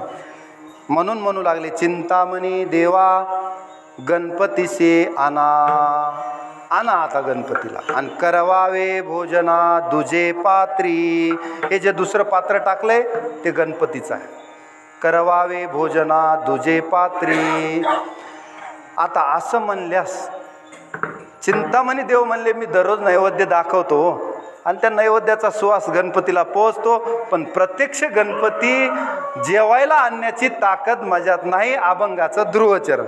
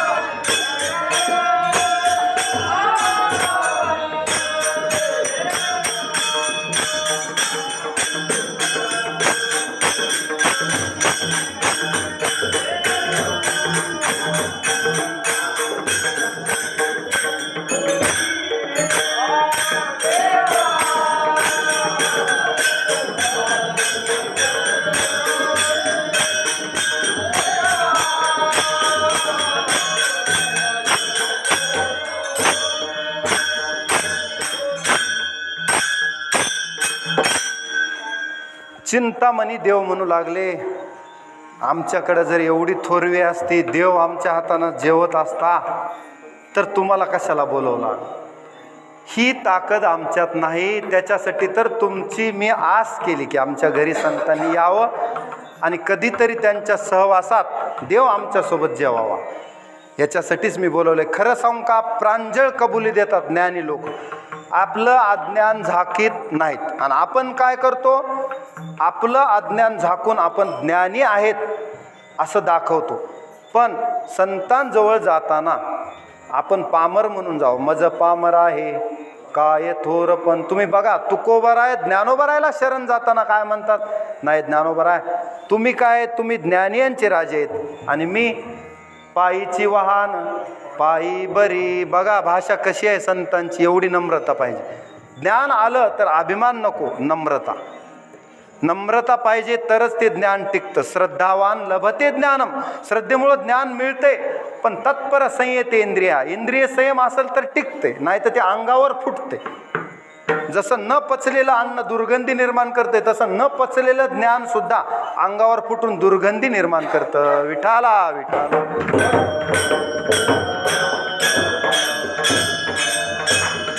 म्हणून संतांकडे जाताना भगवान गीतेमध्ये म्हणतात, तद्विधी प्रणिपातेन परिप्रश्नेन सेवया उपदेक्षन्ति ते ज्ञानम अज्ञानिनस्तत्वदर्शिना. कसं जायचं, जिज्ञासा, नम्रता आणि सेवा हे 3 गुण घेऊनच जायचं. ही संतांकडे जाण्याची सुद्धा पद्धत आहे. मग ते आपल्याला उपदेश करतात. ते तर सेवा हा दारवंटा आणि तो स्वाधीन करी सोबटा. मग आपल्याला ते उपदेश करतात. कोण? क्रांतदर्शी संत आपल्याला उपदेश करून आपल्या जीवाचा कल्याण करतात. चला वेळ नाही, मग तुकोबर आपलं चिंतामणी देव म्हणले माझ्यामध्ये ही ताकद नाही. देव म्हणती तुकया एवढी कैसी थोरी, आमच्याकडे एवढी थोरी म्हणजे एवढी आमची थोरवी आहे का की देव आम्ही बोलवल्याबरोबर यावा? नाही नाही नाही, एवढी थोरवी आमच्याकडे नाही, अशी कबुली दिली आहे ध्रुवचरणात. देव म्हणती तुकया एवढी कैसी थोरी, आमची एवढी ख्याती आहे का, एवढी थोरवी आहे का की बोलवल्याबरोबर देवाने यावं? अहो ते तर तुमच्याकडं आहे सगळं, तुम्ही बोलवल्यावर देव येतो, तुम्ही म्हणाल ते काम देव करतो, ही सगळी ताकद तुमच्याकडे आहे, आमच्याकडे नाही. म्हणून देव म्हणती तुकया एवढी कैसी थोरी. आणि आम्ही मात्र आमची फजिती कशामुळे झाले तेही सांगतो. अभिमाना भितरी नागवलो, म्हणजे आमची फजिती, आम्ही फसलोत कशात? अभिमानामुळं. आम्ही ज्ञानी आहेत पण देव आमच्याबरोबर जेवायला येत नाही, त्याचं कारण अभिमान आड आलाय आमचा, आणि तो आज मला तुमच्या पायावर समर्पित करायचा आहे आणि ते देवाला वाहून टाकायचा आहे. आता अभिमान रहित अवस्थेत जायचे मला. म्हणून कबुली दिली चिंतामणी देवानं की मी जरी ब्राह्मण असलो, ज्ञानी असलो, 4 वेदाचा ज्ञाता आहे, वेदशास्त्र संपन्न आहे, रिद्धी सिद्धी प्राप्त आहेत, वांज गाई दूध देतात, तरी सुद्धा अभिमानामुळं आम्ही नागवलो, अभिमानामुळं आमची फजिती झाली. आता तुकोबाराय 3रं चरण गात नाही, फक्त सांगतो. मग त्याच्या पुढे तुकोबाराय म्हणले देवा ठीक आहे ठीक आहे म्हणले, आता तुमचा अभिमान गेला, मलाही आनंद वाटला, भक्ताजवळ अभिमान नसावा, आता तुम्ही आम्ही एक झालोत, आता अभिमान तुम्ही सोडून दिला, ही चांगली गोष्ट केली, कबुली दिली, चांगली गोष्ट केली. आता काय करा, वाढ वेळ झाला, शिळे झाले अन्न, खूप वेळ झाला आपल्या चर्चेमध्ये, 11:15 वाजले, ताट वाढून ठेवले, इतका वेळ असते का? मग ह्याच्यामुळं आता अन्न शिळं व्हायची वेळ आली. गरम गरम स्वयंपाक वाढला होता, पण महाराजानं 11:15 लांबवल्यामुळं ते सगळा शिळा होऊन गेला. वाढ वेळ झाला, शिळे झाले अन्न, आणि तटस्थ ब्राह्मण बैसले ती. सगळे ब्राह्मण एकदा चिंतामणी देवाकडे बघालेत, एकदा भजन्याकडे बघालेत, पखवाज वाजवणाऱ्याकडे बघालेत, पण कोणीच काय हालचाल करायला तयार नाही. म्हणून तुकोबारायच म्हणले नाही नाही, हे बरोबर नाही, वाढ वेळ झाला, शिळे झाले अन्न, तटस्थ ब्राह्मण बैसले ती. मग आता मी काय करतो, तुमच्याच पुण्याईनं देवाला बोलवतो. अभंगाचं शेवटचं चरण.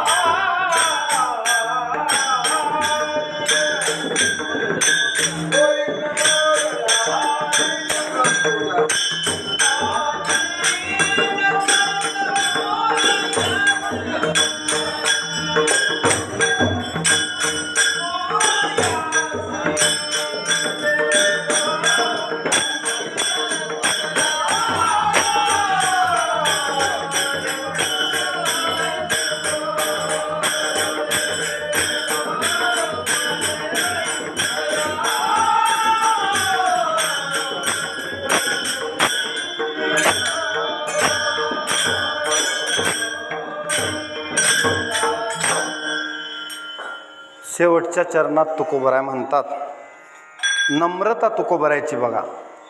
तुका म्हणे देवा तुमच्या सुकृते, म्हणजे तुमच्याच पुण्याईनं मी आणतो, माझ्या नाही. म्हणजे मोठेपणा दिला कुणाला? चिंतामणी देवाला. त्यांचा कमीपणा दाखवला नाही, उन्हेपणा दाखवला नाही, मोठेपणा दिला. तुका म्हणे देवा तुमच्या सुकृते आणि न त्वरित मोरे, अशी ताबडतोब बोलवल्याबरोबर मी गणपतीला आणतो. सध्या गणपती कुठं आहेत? एक भक्त समुद्रात बुडालाय म्हणले आणि त्याला वाचवण्यासाठी गेलेत. 1-2 सेकंद थांबा. मग म्हणले एवढं तुकोबरायला कसं कळालं? तितक्यात गणपती धावत पळत आले.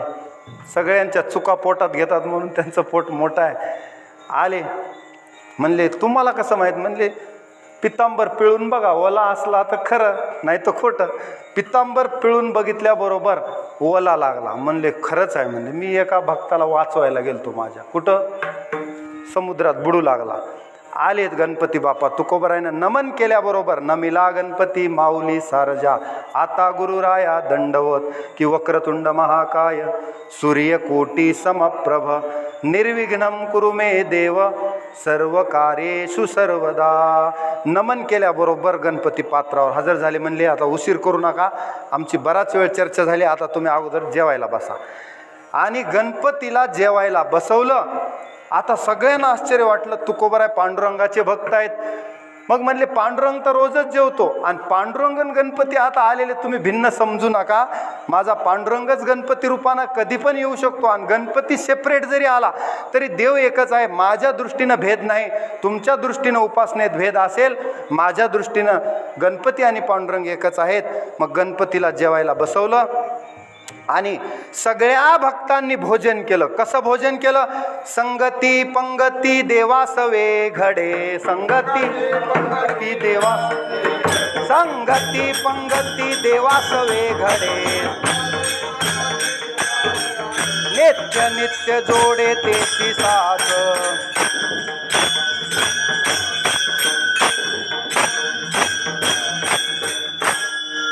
संगती पंगती देवासवे घडे. आता सगळ्यांचं भोजन कसं झालं? किंवा कवळोकवळी नाम घ्यावे गोविंदाचे आणि भोजन भक्ताचे तुका म्हणे. असलं भोजन असते भक्तांचं देवाचं, आपल्यासारखं नाही. आलं ताटपुडी की अर्धे पदार्थ वाढू सुद्धा देत नाहीत माणसं, तोपर्यंत चालू करायचं. असं नसतं जेवणाची पद्धत. किंवा काही तर मी पंक्तीला असं बघितलं की इतके जेवणात तल्लीन असतात की ते वाड्याकडचं तोंड सुद्धा बघत नाहीत. वाड्याचं कोण वाढायला आलंय काही पत्ता नसते, खाली बघून आपला दणका सुरू. असलं भोजन देवाचं भक्ताचं नाही. सगळे बसल्यावर ब्रह्मार्पणम ब्रह्महवीर ब्रह्माग्नो ब्रह्मनाहुतम यज्ञशिष्टासीन संतो मुचंते सर्वकिल विषय भुंजते ते तोगम पापाये पचंते आत्मकारणात. सगळे मंत्र म्हणून मग पुंडलिका ओम सहनावतु सहनो भुनक्तु सगळं झाल्यावर पुंडलिका म्हणल्यावर ताटाभोवती पाणी फिरून मग सगळे देवाला समर्पित. म्हणजे आम्ही जे अन्न खातोय ते कसं खातोय, यज्ञात आहुती टाकल्यासारखं खातोय. म्हणून देवाचा यज्ञाचा प्रसाद म्हणून भक्षण करतो. हे देवाचं भक्ताचं भोजन आहे. म्हणून कवळो कवळी नाम घ्यावे गोविंदाचे आणि भोजन भक्ताचे तुका म्हणे. आता आपलं आपलं भोजन तपासा. विठाला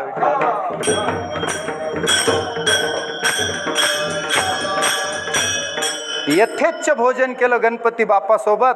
हे भाग्य सगळ्यांना तुकोबरायमुळं लाभलं की गणपती बाप्पा भोजनाला चिंतामणी देवाच्या घरी आले. सगळ्या ब्राह्मणांनाही दर्शन झालं आणि सगळ्यांचं भोजन देवाच्या संगतीत झालं.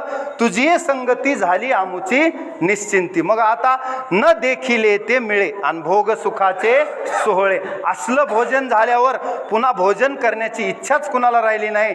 एकदा सगळ्यांनी आता प्रेमानं विठोबा रुक्माईचं भजन करा. कीर्तन 2 मिनिटात सोडतो. विठोबा रुक्माई विठोबा रुक्माई विठोबा रुक्माई.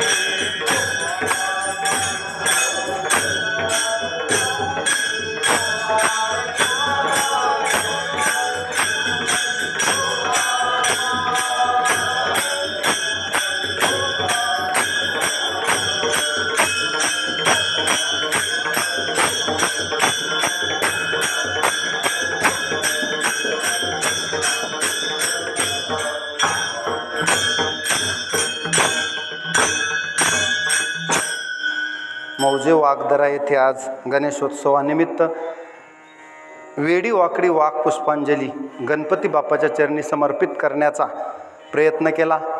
झालेली वाङ्मयीन सेवा गणपती बाप्पाच्या निमित्तानं घडवून आणण्याचा योग समस्त वाघदरेकर मंडळी, त्यामध्ये आमचे पखवाजवादक, विनेकरी, सर्व गायक, भजनी मंडळी या सगळ्यांचं योगदान तेवढंच आहे. मला तर गावात पहिल्यांदा आल्यावर वाटलं लाईट नाही म्हणजे, पण देवाला काळजी असते. लक्षात ठेवा, आम्ही जेवण झालं की लाईट आली. देवाला काळजी आपली. मी चिंतेत पडलो होतो पण व्यवस्थित झालं. माईकचं सुद्धा मला वाटू लागलं पण कसा का असेना वर आवाज आहे, इथं थोडा आवाज कमी का असेना, चला कमी जास्त असेल पण सेवा गोड झाली. सगळेजण मला वाटते 9:30 पासून 11:30 2 तास बसणं सोपं आहे. तुमचं सुद्धा हे तप झालं, शारीरिक तप आहे, बसणं उभं राहणं. आणि काळ सारावा चिंतने. देवाच्या चिंतनात जेवढा काळ गेला धन्य काळ. कोणता? जो चिंतनात गेला तो. चिंतने सरे तो धन्य धन्य काळ. बाकीचा काळ तर आपल्या संसारात जातो, पण तुम्ही झोप सोडून इथं येणं आणि एवढी सगळी व्यवस्था संभाजी महाराजांना अल्पावधीत लावणं. कंटिन्युअस त्यांचा फोन चालू होता सगळ्यांना, या गुरुजीचं कीर्तन आहे. म्हणजे हे सगळं जमा करणं एवढं सोपं नाही. दाता तोची एक जाना. कोणाला म्हणायचं दाता? नारायणा स्मरवी. एवढ्या जणांकडून ज्यानं नारायणाचं स्मरण करून घेतलं त्याला जो निमित्त होतो तो भक्त असतो देवाचा. कारण देवाचा भक्त काय करतो? प्रभूपासून विन्मुख झालेल्या लोकांना प्रभू सन्मुख करतो. हीच भक्ती आहे. देवापासून जी लोक दूर गेलीत ती कोणत्याही अवस्थेत देवाकडे येऊ द्या, भले कोणत्याही अवस्थेत म्हणतो मी. आपला पांडुरंगच असा आहे की दीन आणि दुर्बळ अशी सुख राशी हरिकथा. कुणाचाही उद्धार करतो सगळ्यांचा. जड मूड पापी जैसे तैसे उतरी का से लावणी. सगळ्यांचा उद्धार करण्यासाठीच भक्ती आहे. कीर्तन आदी साधन आहे. नाम संकीर्तन आदी साधन आपल्या उद्धारासाठी आहे. एवढा वेळ तुम्ही दिला, हा वेळ वाया गेला नाही, चिंतनासाठी खर्ची गेला. ह्याच्या दुपटीनं तिपटीनं फायदा तुम्हाला इहलोकी मिळतो, परलोकी मिळतो. ह्याच्यावर विश्वास असला पाहिजे. आता कितीही लोकांना सांगा, पण जर क्रोधी अविश्वासी त्याशी बोध कैसा आणि व्यर्थ आपुली वाचा सिनवू नये. काही लोकांना देव उगाळून जरी पाजला तर बोधच होत नाही. त्याचं कारण क्रोधी आणि अविश्वासी, विश्वास नसतो. आणि परमार्थात विश्वास हे मोठं भांडवल आहे. श्रद्धा असली पाहिजे, भगवंतावर प्रगाढ श्रद्धा असली पाहिजे. सारं जग जरी म्हणलं भगवंत दिसणार भगवंत नाही, तरी आपण एकट्या बाजूनं जरी पडलो तरी देव आहे आणि माझा पांडुरंग ही सर्व सृष्टी चालवतो, ह्याच्यावर ठाम असलं पाहिजे. वेद, उपनिषद, आपले पुराण, ज्ञानेश्वरी, गाथा, ह्याच्यावर आपली प्रगाढ श्रद्धा असली पाहिजे. ज्ञानेश्वरी हे आपले ग्रंथ आहेत, जीवनाच्या ह्या नाड्या आहेत, आपल्या लाईफलाईन आहेत. ह्या लाईफलाईनला उघडीत राहिलं पाहिजे. ज्ञानोबरायांनी मेहनत घेतल्या, एवढा मोठा ग्रंथ लिहिला ज्ञानेश्वरी, अमृतानुभव, हरिपाठ, हे कधीतरी वाचलं पाहिजे. संतांना न्याय दिला पाहिजे. आपल्यासाठी झिजलेत ते, संतांच्या, जगाच्या कल्याणा संतांच्या विभूती. आपल्यासाठी नाही तर त्यांना काय करायचं होतं? येथे उपकारासाठी आपल्यासाठी आले ते. आपला कळवळा त्यांना येतो म्हणून ते आले. त्यांनी आपल्याला हे भांडवल दिलं. त्याच भांडवलातलं काही मी तुम्हाला देण्याचा प्रयत्न केला.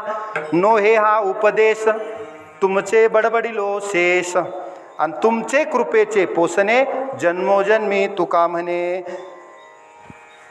पायाच्या प्रसादे काही बोलिलो विनोदे, मज क्षमा करणे संती नो हे अंगभूत युक्ती. या न्यायानं झालेली कीर्तनरूपी सेवा, वाङ्मयीन सेवा गणपती बाप्पाच्या चरणी समर्पित करतो. पुनश्च एकदा या कीर्तनरूपी सेवेसाठी जेवढे जण उपस्थित आहेत सगळ्यांना मनोभावे वंदन करतो. गणपती बाप्पा आपल्याला सद्बुद्धी देवोत. येणाऱ्या काळात सुद्धा, आता उद्या गणपतीचं विसर्जन आहे, ते सुद्धा विसर्जन शास्त्रोक्त पद्धतीनं झालं पाहिजे.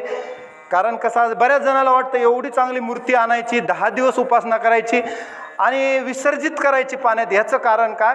त्याचं कारण असं असतं, केला मातीचा पशुपती परी मातीशी काय महती, आणि शिवपूजा शिवाशी पावे, माती माती माझी समावे. त्याचं कारण हे आहे की मातीचाच गणपती करायचा, त्याचे गुण आपण 10 दिवस घ्यायचे आणि इथून पुढे गुणपूजा, मानसिक पूजा करायची. पार्थिव पूजा ही विसर्जितच करायची असते. म्हणून गणपती विसर्जन हे शास्त्रोक्त आहे. त्याच्यानंतर आपण सगुणातून पुन्हा गुणपूजेकडं, गुणपूजेतून निर्गुणाकडे गेलं पाहिजे.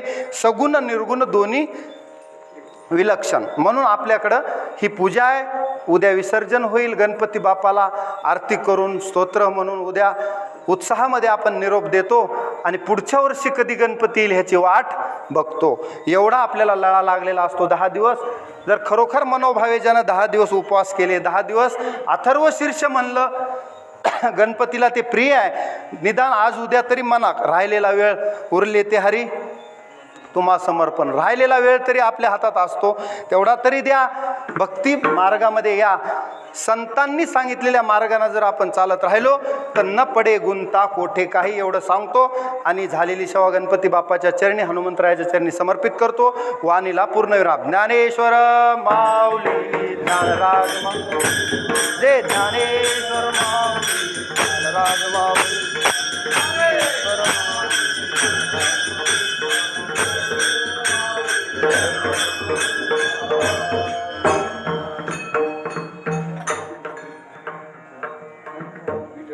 जय जय विठ्ठल, जय विठ्ठल, जय जय विठ्ठल.